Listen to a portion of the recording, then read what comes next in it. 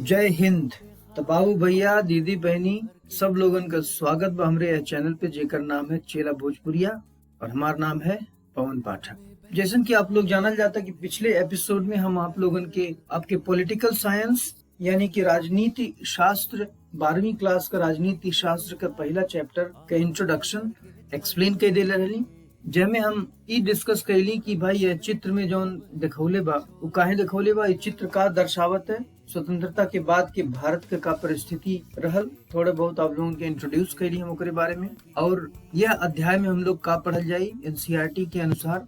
NCERT का बतावल चाहते कि भाई यह अध्याय में कौन कौन टॉपिक कौन कौन चीज कवर कैल जाई, और ऐसे जुड़ल और भी कौन ऐसा चीज बा कौन बात पे जो अगले 2 चैप्टर में एक्सप्लेन किया जाए। तो अगर आप लोग पहली बार हमरे यह चैनल पे विजिट कर जाता और पहला हमारा वीडियो देखल जाता, तब आप लोगन के पिछला वीडियो देखे पड़ी, तब जाके बात समझ में आई कि हम पिछले वीडियो में का बात कैले रहली ये विषय में। तो एक बार आप लोग पिछला वीडियो देख लिया जा, अगर आप लोग पिछला वीडियो फर्स्ट एपिसोड ने देखल गए तो ओकरे बाद फिर हमन की एक कंटिन्यू कैल जाए। बाकी हमन के चलल जाए आगे बढ़ल जाए और यह एपिसोड में चैप्टर के शुरुआत कर दिया जाए। तो देखल जाए यह पहला चैप्टर और राष्ट्र निर्माण की चुनौतियां हैं, और यह चैप्टर का पहला जो टॉपिक है वो है नए राष्ट्र की चुनौतियां। यह चैप्टर में कुल 3 पैराग्राफ बा। देखल जाए पहला पैराग्राफ, दूसरा और तीसरा, साथ ही एक जो पिक्चर बा जवाहरलाल नेहरू जी के।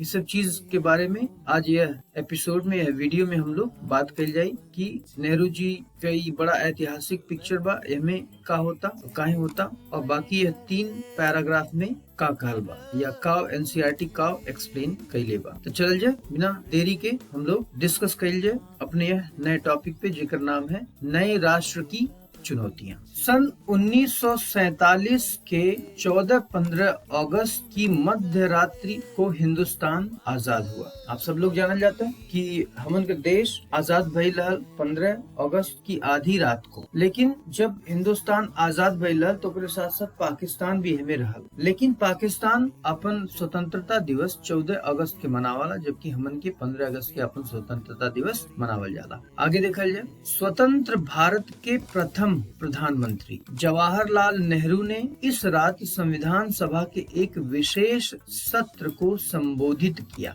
एकर मतलब का है, आप सब लोग जानल जाता है कि हमारे स्वतंत्र भारत देश के प्रथम प्रधानमंत्री जवाहरलाल नेहरू जी रहने। तो वह रात के प्रधानमंत्री जी एक संविधान सभा के एक सेशन बैठल संविधान के, ओकर जो खास विशेष सत्र रहल सेशन रहल वह सभा के संविधान सभा के ओके संबोधित कैले, यानी कि ओके वह सभा के शुरुआत कैले, ओके एड्रेस कैले। और ये पहली घटना रहल स्वतंत्र भारत के कि जब यहाँ हिंदुस्तान के लोग स्वयं देश के नेतृत्व करे जाते हैं, और देश के सब बड़ा फैसला अब हिंदुस्तानी लोगन के हाथ में आ गई बा। और नेहरू जी प्रथम प्रधानमंत्री रहना, तो यह विशेष सत्र की वो संबोधित कैले। उनका यह प्रसिद्ध भाषण भाग्यवध से चिर प्रतीक्षित भेंट या ट्रिस्ट विद डेस्टिनी के नाम से जाना गया। अब देखा जाए ये सेशन अपने आप में एक बहुत बड़ी ऐतिहासिक घटना रहा। यह वजह से ये बहुत ही फेमस बा। जब भी स्वतंत्र भारत के संविधान के या भारत देश के पॉलिटिक्स के कभी भी बात आवाला, कभी भी चर्चा होला, तो यह टॉपिक पे जरूर बात कही जाला कि भाई देश के आजादी के बाद प्रथम प्रधानमंत्री जी संविधान सभा के संबोधित कैले और हमें काव कहले। तो ये भाषण जोन बा फेमस हो गई कुछ यह नाम से। हिंदी में एक कहा जाला भाग्यवध से चिर प्रतीक्षित भेंट, यानी कि हिंदुस्तान पौने 200 साल तक लड़त आजादी के लिए बड़ी लड़ाई लड़ने के बाद बड़ी लंबी प्रतीक्षा रहा, बड़ी लंबी वेट करे पड़ल, और तब जाके देश के आजादी मिलल। भाग्यवधु आप जो लोग जाने साहित्य में थोड़ा सा एक सुंदरता प्रदान कैले खातिर एक भाग्यवधु कह दिया गया बा। एक समझ लिया जाए कि मानवीकरण फिगर ऑफ स्पीच जे की कहल जाला, अलंकार का प्रयोग यहाँ कही गया। बाकी इंग्लिश में एक ट्रिस्ट विद डेस्टिनी कहल जाला। ये दोनों का मतलब एक भइल कि बड़ी लंबी किस्मत, बड़ी लंबी प्रतीक्षा रहल कि हमारा देश आजाद हो, और किस्मत अब जाके 7 दहलीज या इतनी लड़ाई के बाद डेस्टिनी जो है, डेस्टिनी यहाँ पे डेस्टिनी का मतलब हो गई किस्मत या भाग्य, तब जाके भाग्य 7 दहलीज और देश आजाद भइल। इतनी लंबी लड़ाई के बाद अब समय आ गई कि अंग्रेजन के देश छोड़ के जाए पड़े। अब हम लोग बात कर जाए दूसरे पैराग्राफ। हिंदुस्तान की जनता इसी क्षण की प्रतीक्षा कर रही है। ऐसी बात है भाई, इतनी लंबी लड़ाई हिंदुस्तान का पब्लिक की लड़े पड़ल, लाखों लोगन के अपन जान गंवाए पड़ल, अंग्रेज लोग बहुत सारे लोगों की हत्या कैले, लाला लाजपत राय के ऊपर लाठी चार्ज आप लोगों की याद हुई, और जनता के ऊपर अंधाधुंध गोली फायर करब, और भी कई अलग अलग तरीके से अंग्रेज लोग हिंदुस्तानी लोगन के बहुत परेशान कैले, बहुत दुख देने, और हिंदुस्तान का जनता बड़े लंबे समय से प्रतीक्षा करत रहा है पल के, क्षण के, मोमेंट के, देश कब आजाद हुई और कब शांति पूर्वक हिंदुस्तानी लोग अपने देश में रह पाई हैं। आपने इतिहास की पाठ्य पुस्तकों में पढ़ा है कि हमारी आजादी की लड़ाई में कई आवाजें बुलंद थी। बचपन से आप लोग 10वीं तक भी इतिहास पढ़ल गए बा, वहीं आप लोग देखल जाए, अगर आप एनसीईआरटी के सभी किताब में यह चीज के बारे में बात करी गई कि भाई हमारी आजादी की लड़ाई में बहुत सारे लोग शहीद भी हुए, और बहुत सारे लोग जो क्रांतिकारी लोग इसमें लड़े, वो लोगों का आवाज कितना बुलंद रहा, कितने लोग इतना जुर्म सहले के बाद भी संघर्ष करत रहने और देश की आजादी के लिए लड़त रहने। बहरहाल दो बातों पर सबकी सहमति थी। पहली बात यह कि आजादी के बाद देश का शासन लोकतांत्रिक सरकार के जरिए चलाया जाएगा, और दूसरी यह कि सरकार सबके भले के लिए काम करेगी। देखिए, दुई बात सबकी सहमति में रहा, सब लोग यह बात से सहमत रहने दुई चीज के लिए। उनमें से पहली बात का रहा कि आजादी के बाद देश का शासन लोकतांत्रिक सरकार के जरिए चलाया जाएगा। आप लोग जानल जाता है कि हमारा देश या हमन का देश लोकतांत्रिक सरकार के अंतर्गत काम करते हैं, काहे कि हमन का देश एक डेमोक्रेटिक कंट्री है। आप लोग जानल जाता है कि लोकतंत्र का मतलब होला डेमोक्रेसी इंग्लिश में, लोकतंत्र यानी कि जनता के द्वारा किया गया शासन। यह बात से सब सहमत रहल कि हमन का देश एक डेमोक्रेटिक कंट्री रही, एक लोकतांत्रिक सरकार के द्वारा इस देश का शासन प्रशासन चलावल जाये, न कि चाइना के लेकिन कम्युनिस्ट। और दूसरी बात का रहल, दूसरी बात ही रहल कि सरकार सबके भले के लिए, सरकार जो हर केहू के फायदा के लिए, हर केहू के भलाई के लिए काम करी, चाहे वो अमीर हो, गरीब हो, छोटा हो, बड़ा हो, कोनो भी जात धर्म का हो, सबके लिए समानता का अधिकार या देश में मिली। एक नागरिक के रूप में सब समान अधिकारी रही, हर चीज का, हर सुविधा का, चाहे वो गांव से हो, शहर से हो, सबके लिए परिस्थिति के अनुसार हर तरह की सुविधा दिहल जाए और बराबर मात्रा में दिहल जाए। जात धर्म के नाम पे या क्षेत्र के नाम पे, भाषा के नाम पे कोनो भी ऊंच नीच वाली भावना सरकार कभी भी नहीं रखती। इस शासन में गरीबों और कमजोरों का खास ख्याल रखा जाएगा। भाई देश इतना परेशान रहा, और में भी सबसे ज्यादा परेशान क्यों रहा तो बेचारे गरीब लोग। देश का आर्थिक स्थिति वैसे खराब रहा, अंग्रेज लोग पूरा देश चूस डाले रहने, सारा धन दौलत खींच के ले जाके इंग्लैंड में भर डाले रहने, और अगर यहाँ कोनो धन दौलत कोनो सुविधा रहल भी, ओकर उपयोग हमारे देश के लोग नहीं के पूरे, बस कुछ गिनल चुनल राजा रजवाड़ा और अमीर लोग, निजाम लोग और नवाब लोग ही यह देश के संपत्ति के पूरा लाभ उठावता है। बाकी आम जनता तो हमेशा गरीबे रहल, परेशान है। तो यह नाते देश के आजाद भइले के बाद सबसे पहले ये बात का ख्याल रखल गया कि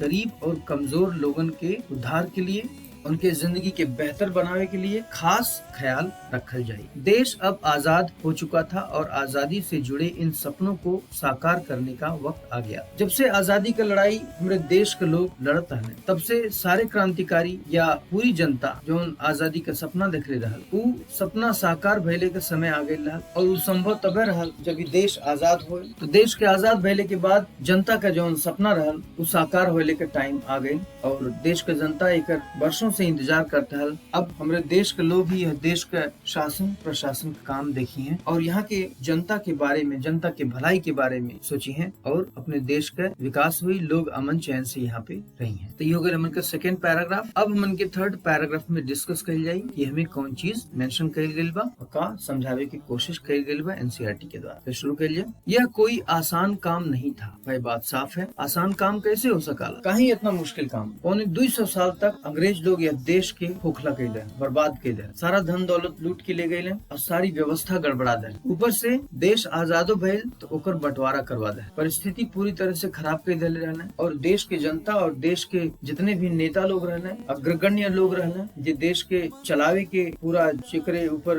भार आ गए कि देश के कैसे चलावे के बा, ओकर नेतृत्व कैसे करे के बा, ओकर शासन कैसे करे के बा, ओकर प्रशासन कैसे देखे के बा। सभी अधिकारी कर्मचारी अपने देश के रहने और नेता गढ़ भी अपने देश का रहना, तो उनके लिए बहुत बड़ी चैलेंज आ गई कि वर्षों से 250 साल से अंग्रेज लोग जो देश के तबाह के लिए रहने, अचानक ओके सुधारब इतना आसान काम नहीं रहा। जाहिर सी बात है कि वर्षों का जो तबाही रहल ओके रातों रात या कुछ महीनों कुछ साल में कैसे ओके सुधार दिया जाए, ये बहुत बड़ा चैलेंज रहा देश के। आजाद हिंदुस्तान का जन्म कठिन परिस्थितियों में हुआ। इसलिए आप लोग देखा जाता है भाई हिंदुस्तान आजाद तो हो गए, लेकिन परिस्थिति बड़ी कठिन रहा। और सबसे कठिन परिस्थिति का रहा कि देश आजाद तो भइल, लेकिन यह देश का बंटवारा भी हो। भारत पाकिस्तान भी देश में ही हमारा हिंदुस्तान आजाद भइले के बाद बट गए। हिंदुस्तान सन 1947 में जिन हालात के बीच आजाद हुआ, शायद उस वक्त तक कोई भी मुल्क वैसे हालात में आजाद नहीं हुआ। दुनिया में बहुत सारे देश के आजादी मिलल, बहुत सारे देश ऐसा रहना जो जर्मन लोगन के चंगुल में रहना, कुछ देश पोर्टुगीज, कुछ देश स्पेनिश लोगन के चंगुल में रहल। लेकिन आप लोग जानल जाता है कि 2/3 धरती पे अंग्रेजन का राज रहा। तो और भी दूसर देश भी अंग्रेजन के चंगुल से या विदेशियों के चंगुल से आजाद भइले, लेकिन जौने हालत में हिंदुस्तान आजाद भइल वो हालत बहुत ही अजीब रहा। कोनो भी मुल्क के यह तरह का समस्या का सामना नहीं करे पड़ल जौन समस्या हिंदुस्तान आजाद भइले के बाद यह तरह का समस्या हिंदुस्तान के झेले के पड़ल, यहाँ की जनता के झेले के पड़ल।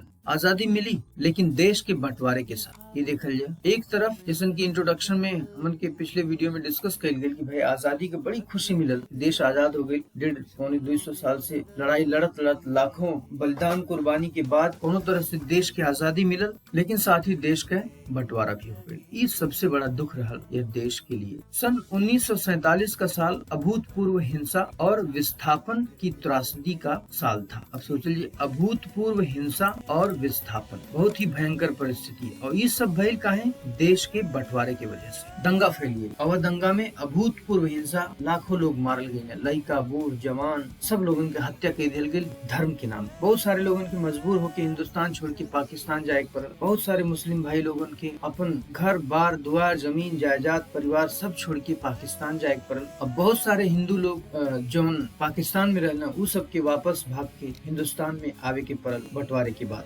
तो जनता के जौन हिंदुस्तान से पाकिस्तान या पाकिस्तान से हिंदुस्तान आवे के पड़ल, वह घटना के विस्थापन के रूप में जानल जाला। विस्थापन मतलब आप लोग जानल जाते कि एक जगह से दूसरी जगह पलायन करना या एक जगह से दूसरी जगह पे जाकर वहाँ पर सेटल होना। जौन लोग विस्थापित भइले या विस्थापन के कारण जो लोग भारत से पाकिस्तान गए या पाकिस्तान से भारत आए, उनके शरणार्थी के रूप में देश में रह पड़ल। अब बहुत सारी मुश्किल झेले पड़ल। सब कुछ जमीन जायदाद धन दौलत होने के बावजूद भी उनका कोनो ठिकाना न रहल, रहे कि घर न रहल। जितने रिफ्यूजी लोग रहना उस सब लोगों के बड़ा दर्द बड़ी तकलीफ से गुजरे के पड़ल। देखा जाए त्रासदी का मतलब है ट्रेजिडी, यानी कि दुख दर्द तकलीफ परेशानी। सो राइट्स के वजह से, दंगा भइले के वजह से बहुत हिंसा भइल, बहुत लोग मारल गए। और विस्थापन वजह से भी बड़ी तकलीफ लोगों के झेले के पड़ल दोनों देश में, और दोनों देश के जनता के लिए बड़ी समस्या का कारण है। और यही वजह से ये परिस्थिति बड़ी भयानक रहल कि ये जो बंटवारा भइल वो धर्म के नाम पे रहल, और सारा जितना हत्या भइल, जनता के साथ जितना जुर्म भइल, वो सब धर्म के नाम। आजाद हिंदुस्तान को इन्हीं परिस्थितियों में अपने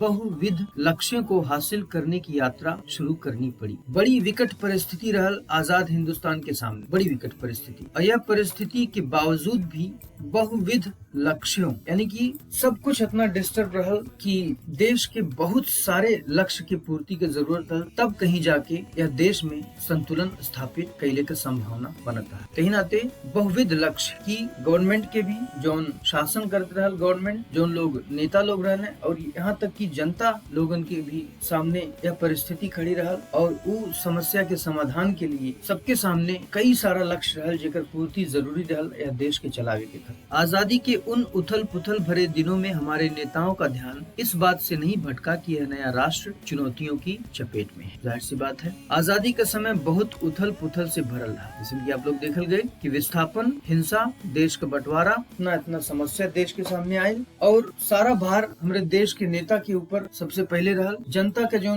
जिम्मेदारी रहल, जनता का जो रोल रहल, जनता तो अपन अपने हिसाब से पूरा करते रहे, लेकिन सबसे ज्यादा भार देश के नेता लोगन के ऊपर आये। और यह चुनौती के सामना बड़े ही ध्यान मग्न होके, बड़े ही सावधानी के साथ नेता लोग कैले, कहे कि उ सब लोग अपन ध्यान बिल्कुल नहीं भटकावे देले तनिको भर कि भाई ये राष्ट्र का जो सबसे बड़ी चुनौती बा कि धर्म के नाम पे बंटवारा हो गए, दंगा हो गए, लोग मारल गए, विस्थापित भइले, रिफ्यूजी लोगन के इतने समस्या भइल। सबसे पहले इस समस्या का समाधान कइल जाए, तब ओकरे बाद देश के दूसरे समस्या पे विचार कइल। तो जैसे कि आप लोग देखल जाते कि हो गए उनका टॉपिक खत्म और तीनों पैराग्राफ का एक्सप्लेनेशन कई दहली। अब आगे हम लोग डिस्कस कल जाये एक और ऐतिहासिक चित्र के बारे में, ताकि आप लोगन के विजुअल मेमोरी, फोटोग्राफिक मेमोरी और स्ट्रांग हो। चल जाए उनके बाद चित्र के देखल जाए और समझे की कोशिश करिए। देखल जाए ई चित्र जैमें जवाहरलाल नेहरू जी संबोधित करताटे जनता के। पहला भाषण हो उनका 15 अगस्त 1947 लाल किले की प्राचीर से भाषण देते प्रधानमंत्री जवाहरलाल नेहरू। देखल जाए लाल किला से भाषण देता थे, देश के जनता के संबोधित करता थे जवाहरलाल नेहरू जी। और ये बड़ा ही ऐतिहासिक पिक्चर बा।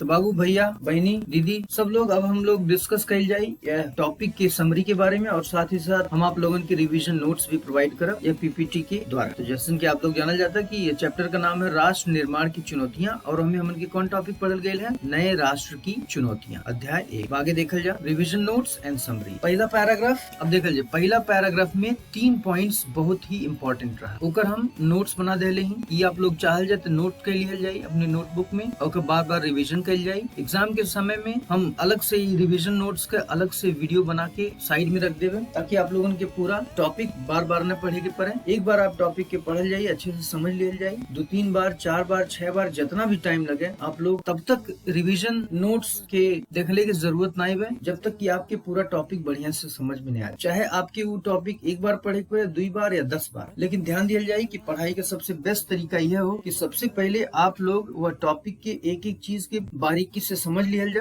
एक एक कॉन्सेप्ट अच्छे से क्लियर कर लिया जा, एक एक घटना का एक दूसरे से का संबंध बा ओके बारीकी से दिमाग में बैठा लिया जा। ओकरे बाद ही नोट्स के माध्यम से कोनो चीज के पॉइंट्स के याद के लेके मेमोराइज के लेके कोशिश करी जाए। तो आपके सुविधा के लिए हम रिवीजन नोट्स और समरी यह वीडियो में भी जोड़ देता, लेकिन बाद में आप लोगों के पूरा एक प्ले लिस्ट बनाए, जिसमें सिर्फ और सिर्फ टॉपिक वाइज एक एक टॉपिक के अनुसार सिर्फ रिवीजन नोट्स रही और समरी रही, ताकि एग्जाम के टाइम पे आप लोगों के पूरा चैप्टर न पढ़े पड़े। बस आप लोग एक दाई रिवीजन नोट्स अच्छे से देख लिया जाए और आपका रिवीजन अच्छे से हो जाए। और सबसे पहले तो एक ही बाद में जब टॉपिक का कॉन्सेप्ट अच्छे से क्लियर हो जाए, तो उसके बाद ये पॉइंट्स की याद करे की कोशिश करी जाए, फिर बार बार टेस्ट लिया जाए। उसके बाद एग्जाम के टाइम पे सिर्फ एक बार आप देखल जाए, एग्जाम देने चल जाए। तो चल जाए देखल जाए कि पहले पैराग्राफ में सबसे इम्पोर्टेंट कौन टॉपिक रहा। पहले पैराग्राफ में देखल जाए ये सबसे इम्पोर्टेंट पॉइंट रहा कि 1947 को 14-15 अगस्त मध्य रात्रि को हिंदुस्तान आजाद हुआ, जिकर चर्चा हम लोग अभी के कल गए है, जो हम अच्छे से एक्सप्लेन कर लिए। ये आपका मेन पॉइंट्स हो,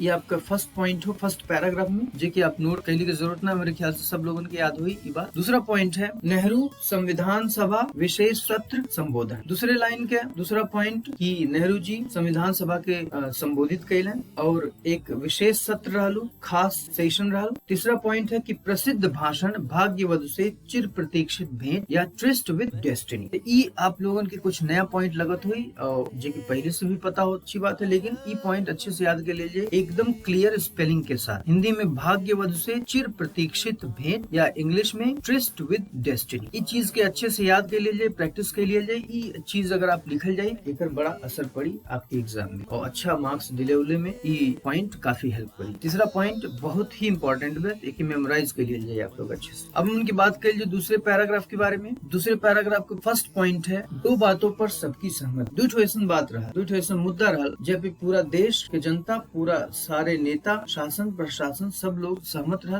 कि भाई ये चीज पे पहले सबसे पहले विचार कर ले। तो दो चीज का रहा, पहली बात ये रहा कि आजादी के बाद देश का शासन लोकतांत्रिक सरकार के द्वारा हो। मतलब आजादी के बाद हमारा देश न कम्युनिस्ट कंट्री रही, न सोशलिस्ट कंट्री रही, न पूंजीवादी रही, न तानाशाही रही, बल्कि एक लोकतांत्रिक देश रही, एक डेमोक्रेटिक कंट्री रही और यहाँ का सरकार एक लोकतांत्रिक सरकार रही जो देश का शासन व्यवस्था दे। दूसरी बात यह कि सरकार सबके भले के लिए काम करी, जैसे कि हम लोग डिस्कस करेंगे कि कहीं भी ऊंच नीच, जात धर्म, भाषावाद, क्षेत्रवाद वाली बात नहीं रही। पूरे देश की जनता की एक नजर से देखल जाए गवर्नमेंट के द्वारा, संविधान के द्वारा सबके बराबर अधिकार मिले के चाहिए। यह बात पे पूरी तरह से समर्थन कल जाए, यह बात के अप्लाई कैले के, इम्प्लीमेंट कैले के, यह बात के पूरी तरह से लागू कैले पे पूरा ध्यान दिया जाए। शासन में गरीबों और कमजोरों खबरों का खास ख्याल। कहें कि भाई आप लोग देखा जाता है जैसे कि हम एक्सप्लेन के लिए चैप्टर में कि देश में हालत बड़ी खराब रहा और अंग्रेज लोग तो जुर्म कैले ही रहना गरीब लोगन पे, कमजोर लोगन पे, और साथ ही साथ अपने देश के लोग ही जितना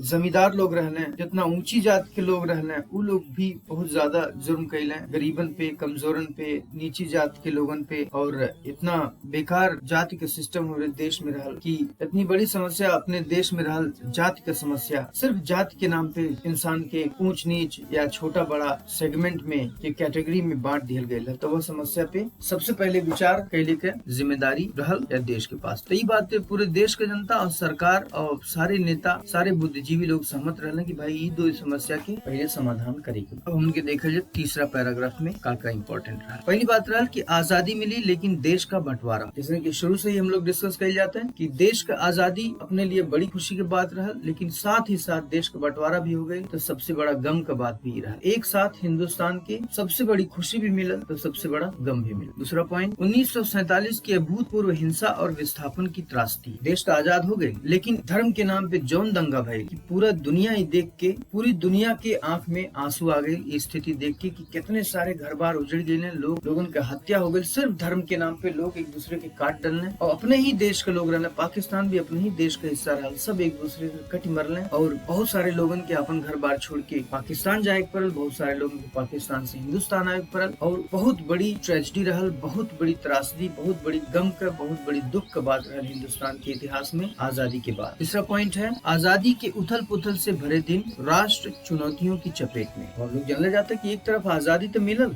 ऐसा लगल देश के जनता के, देश के सरकार के, देश के नेता लोगों के, देश के सभी बुद्धिजीवी लोगों के लगल कि अब तो मजा आ गई, अंग्रेज लोग देश छोड़ के चल गए ना, उनके हाथ में देश का सत्ता आ गई, अब मजा कल जाये, अब देश के अपने हिसाब से बनावल जाये, अब सुख से आजादी का सांस लिहल जाये। लेकिन इतना आसान नहीं रहा। देश के एक और बहुत बड़ी समस्या का सामना करे के पड़ल, दंगा के रूप में, धर्म के नाम पे लड़ाई के रूप में, देश के बंटवारे के रूप में। और वो समस्या अंग्रेजन के समस्या से बिल्कुल कम नहीं रहा। जितना जुर्म, जितनी परेशानी, जितना समस्या अंग्रेज लोग देशवासियों पर कैले, उसे तनिको बर कम समस्या ही नहीं रहल कि देश के ही लोग आपस में कट मरत रहले, देश के बंटवारे के नाम पे, धर्म के नाम पे, हिंदुस्तान पाकिस्तान के नाम। तो ये खास 3 पॉइंट्स हो गए आप लोगन के। बाबू बहनी भैया दीदी सब लोग ध्यान से ये पॉइंट्स नोट कर लिए जाए और चैनल पे अलग से वीडियो के रूप में ये तीनों पॉइंट्स समरी या रिवीजन नोट्स के रूप में हम प्लेलिस्ट बना के रखते हुए आप लोग एग्जाम के समय पे, आप लोगन के या रिवीजन के टाइम पे या मेमोराइज करने के टाइम पे पॉइंट्स के आप लोगन के पूरा का पूरा टॉपिक ना ही पढ़े के पड़ी। लेकिन ध्यान दिया जाए कि सीखने का सबसे बेस्ट तरीका ये हो कि सबसे पहले आप टॉपिक के बहुत गहराई से समझ लीजिए, चाहे 3 बार रिवाइज करे पड़े, 10 बार रिवाइज करे, लेकिन टॉपिक के एक एक घटना के, एक एक शब्द के, एक एक वाक्य के, एक एक वाक्यांश के, हर चीज के बड़ी बारीकी से आप लोग समझ लीजिए। उसके बाद ही आप बार बार इस सारे पॉइंट्स का रिवीजन कर जाए, ओके याद कर जाए, ओके मेमोराइज के लिए कोशिश कर जाए, ओके लिख लिख के प्रैक्टिस के लिए कोशिश कर जाए। लेकिन सबसे पहले टॉपिक की बड़ी बारीकी से समझ जाइए। तो आज का टॉपिक खत्म भई रिवीजन नोट्स और समरी के साथ। अब हम आप लोगों से विदा लेता टी। सब लोगों के हमारे तरफ से राम राम, नमस्कार, सलाम, सत श्री अकाल, जय हिंद, धन्यवाद।